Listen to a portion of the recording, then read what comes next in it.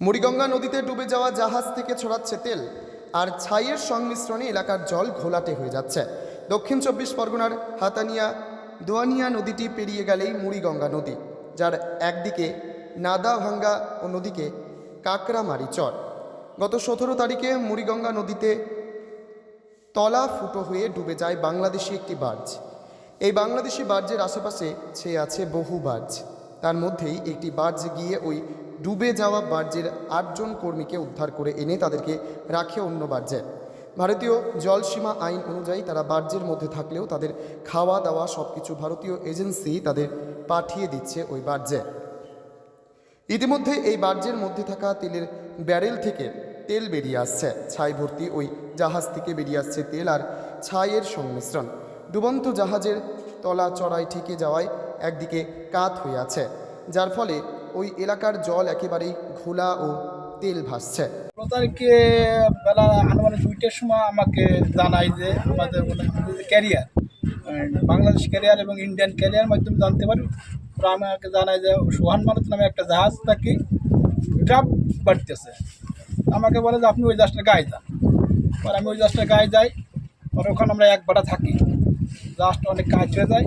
তারপরে যখন জোয়ার দেখি যে ওই জাহাজ আর বাঁচার সম্ভাবনা নেই, তখন আমরা কী করি, ওই জাহাজের স্টাফগুলো আমরা নিয়ে চলে আসি।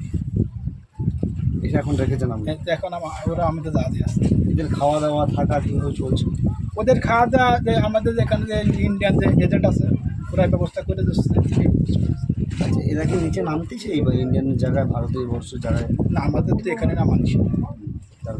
এখানে আপনার সব যাদের লোকেরই নামা নিষেধ, মানে যত যা প্রয়োজন হবে ওরা আমাদেরকে দিয়ে দেবে। এজেন্সি আপনাদের দিয়ে যায়? এজেন্সি।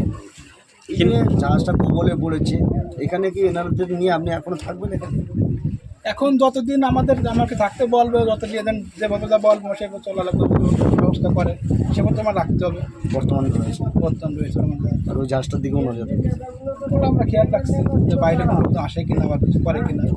প্রশাসন নজর দিচ্ছে না? ভারতীয় প্রশাসন? প্রশাসন তো তাদের দায়িত্ব তারা পালন করতেছে, তারা তাদের ডিউটি করতেছে। আপনার নাম?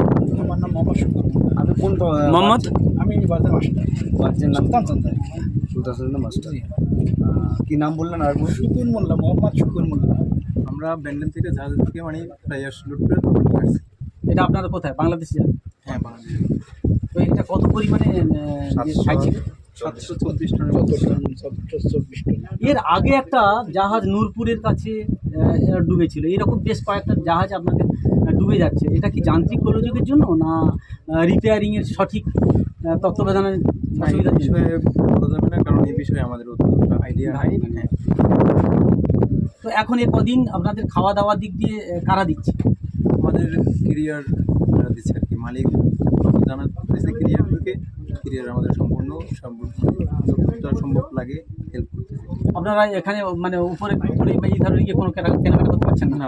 না, তো অসুবিধা হচ্ছে। আমাদের আগের থেকে নামা নিষেধ আর কি। আমাদের নামাটা মানে নিষেধ।